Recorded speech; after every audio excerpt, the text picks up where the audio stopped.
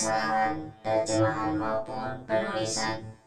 Semua editing raw dikerjakan sendiri oleh Mr. L. Welcome back dengan Mumun karena Mimin lagi benerin handphone kentangnya di pasar. Semoga para pemirsa dalam keadaan selalu bahagia dan sehat. Oke. Tarik sis, semongko, Mumun akan membaca light novel Apoteosis chapter 1366 dengan judul Kekacauan Papan Catur Surga dan Bumi. Diskusi latihan antara keduanya tidak berhenti. Sering ada banyak cara untuk berlatih. Salah satunya adalah realisasi diri. Latihan-latihan dalam kekacauan ini diciptakan oleh jiwa-jiwa. Semuanya memiliki akar, dan kemudian membuka cabang-cabang dan meninggalkannya. Menjadi lebih penuh membentuk faksi. Latihan pertama dilakukan dengan realisasi diri. Dua jenius. Tuannya ada di atas, dan dia akan menyadari hidupnya dan mewarisinya dari generasi ke generasi, membentuk divisi, sekte, tempat suci. Ini adalah jenius top-down yang berjalan di jalur pendahulunya, juga merupakan praktik kultivasi yang paling umum bagi ribuan orang. Yang ketiga adalah mengasah. Itu ada dalam pertempuran aktual yang konstan, memverifikasi apa yang diperoleh di dalam hati, atau mendapatkan pencerahan. Sebenarnya, watak ini juga semacam kesadaran diri. Hua Tianming belum bisa mendapatkan terlalu banyak dari Zhou Jianlao, dan hanya bisa memilih metode biasa. Namun, setelah terbang, dia merasakan kesedihan pedang. Mungkin ada beberapa ilmu pedang yang sangat indah di alam semesta ini. Tapi sayangnya Hua Tian tidak dapat melakukan perjalanan. Paviliun pedang itu, yang membunuh Jiansan, yang mencuci kolam pedang, kehidupan para dewa dan lautan Hua Tianming, tidak mengungkapkan terlalu banyak di 10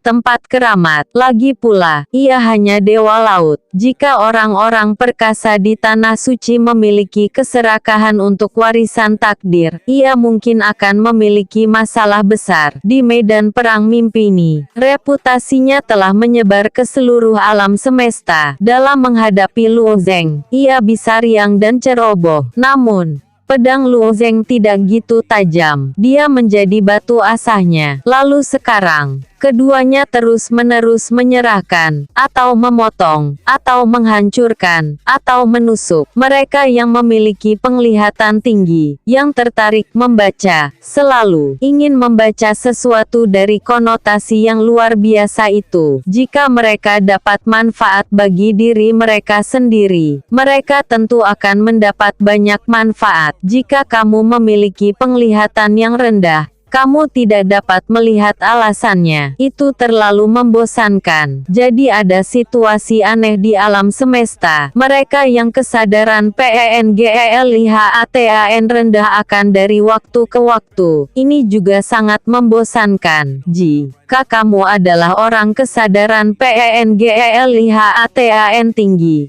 kamu akan menatap gambar itu karena takut kehilangan jejak tindakan, atau bahkan berlatih di dalam diri. Setengah jam, 1 jam, setelah 2 jam, ada warna cerah di mata Hua Tianming, dan sepertinya ada bintang di dalamnya. Konotasi tak terlihat dari jalan itu adalah melayang. Keadaan semacam ini tidak membawa angin dan tidak pernah merusak papan. Namun, banyak potongan di papan catur langit dan bumi telah didorong oleh ratusan tekanan dan mereka telah pindah ke posisi itu. Potongan catur pindah. Apa artinya ini? Sebelum seluruh papan catur dunia hancur, dan bukankah keping-keping itu bergerak? Tekanan anak itu bisa mendorong kepingan itu. Perang lautan para dewa dan tidak mengatakan bahwa ada kehancuran-kehancuran bumi. Tapi ada kekuatan untuk memburu gunung dan menghancurkan sungai. Papan catur persegi 4.000 kaki ini telah dirusak beberapa kali oleh para prajurit ini. Tongkat lampu pahit pecah, dan jari-jari kaki Ji Luoxue di bawahnya rusak.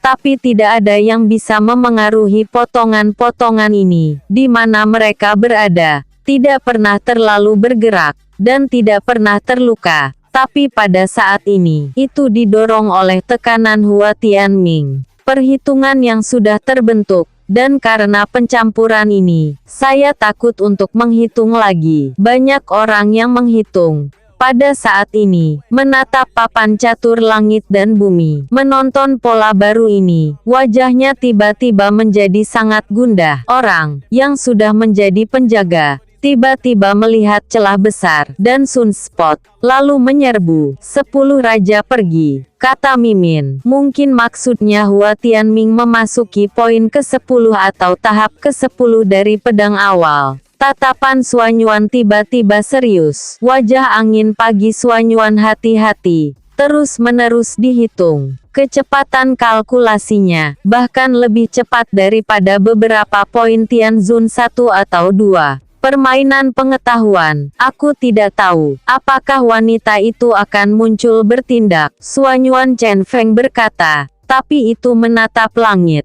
Karena tangan batu giok itu dapat memegang bidak catur, dia harus bisa memindahkan potongan-potongan di papan catur dunia ini. Potongan-poton gan ini hanya didorong oleh tekanan Hua Tianming, dan mereka tidak diizinkan memainkan permainannya sendiri, dan melihat apakah dia memiliki keinginan untuk mengulangi. Setelah menatap sebentar, saya tidak bisa melihat tangan batu giok besar menembus awan. Kepuasan diri gadis misterius ini tentang papan caturnya tidak tinggi, dan anak itu cukup santai, mungkin hanya dengan perhitungan hidup. Metode ini sebenarnya lebih akurat.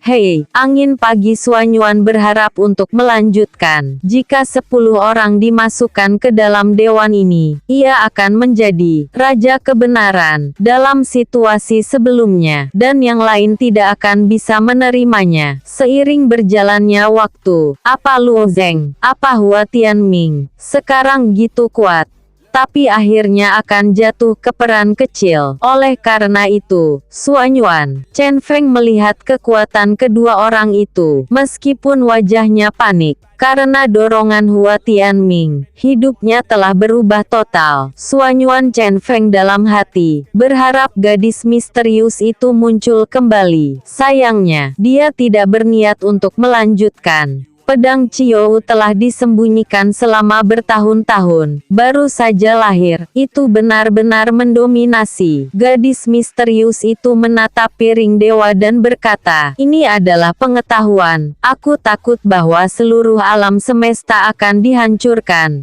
Tidak ada pemenang. Jika aku memaksakan dimulainya kembali, saya takut game ini akan berwarna putih dan tidak akan disetujui. Banyak wajah para dewa yang tidak terlalu senang. Perubahan pada papan catur ini tidak hanya buruk untuk banyak jalan, tapi juga sangat tidak menguntungkan bagi banyak ras. Situasi ini hanyalah situasi yang tidak bisa ditangani. Krisis dunia besar itu sulit.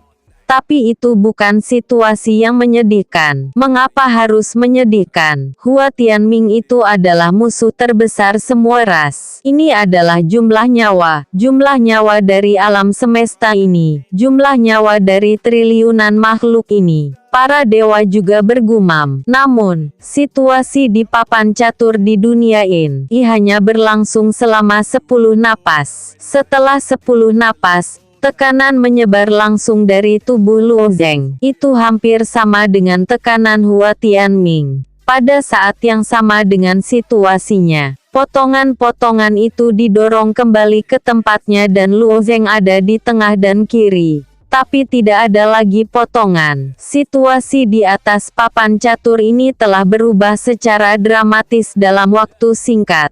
Papan catur sudah berubah. Catur yang mengalami kerusakan. Catur akan lahir dan ditempatkan. Keren. Haha. Di bawah promosi ini, banyak bidak putih bergeser. Tapi pengetahuan itu langsung berubah kembali. Meskipun situasi pada papan catur masih tidak stabil, Tapi Baizi juga menyeret Sunspot ke kematian. Kemudian, dalam 2 atau 3 langkah berikutnya, aku khawatir akan melihatnya. Ini lebih baik dari yang sebelumnya. Suanyuan Chen Feng melihat wajah ini. Wajahnya sangat tenang. Jika ini dihitung, ia dianggap yang kedua, meski masih tidak sebagus situasi awal. Toh itu tidak terlalu buruk. Jadi, apakah Luo Zheng ini masih berlatih dirinya sendiri? Saat ini, perhitungan tidak hanya didasarkan pada papan catur, tapi bahkan Luo Zheng dan Hua Tianming juga dihitung. Karena kedua pria itu memindahkan potongan-potongan itu secara langsung, mereka menjadi penggagasnya. Tapi mereka memiliki kemampuan untuk campur tangan dalam kehidupan mereka sendiri. Meskipun Suanyuan Chen Feng tidak ingin menarik kesimpulan seperti itu, dia menghitung hasilnya. Pada saat ini, pemahaman kedua pria pada awal, swordsmanship, mencetak poin lain, yang merupakan hambatan yang mematahkan 5 poin. Kehidupan Hua Tian berjabat tangan di pedang, dan wajahnya penuh warna yang nyaman. Sudah lama tertahan di sini, untuk berpikir tentang menembus kemacetan. Dia bahkan tidak bisa tidur di malam hari, dan tidurnya sulit. Saya tidak mengharapkan kesempatan terakhir, tapi masih jatuh pada Luo Zheng. Sekarang, bisa terus. Hua Tianming tersenyum sedikit. Di atas ilmu pedang, keduanya berada di bawah keadilan mutlak. Pada saat ini, mereka telah membuka hambatan. Kalimat ini adalah untuk memberitahu Luo Zheng. Pada saat kompetisi sejati, Luo Zheng sedikit mengangguk di bawah pengaruh musuh. Pikiran Luo Zheng tampaknya keluar dari wilayah udara tanpa akhir. Tekanan kekuatan membuatnya menyadari dunia baru. Ya, lanjutkan. Tampilan Luo Zheng tenang, dan lautan kekacauan di tubuh meniup badai. Gas kekacauan itu seperti gulungan naga air, dihirup oleh kekuatan besar.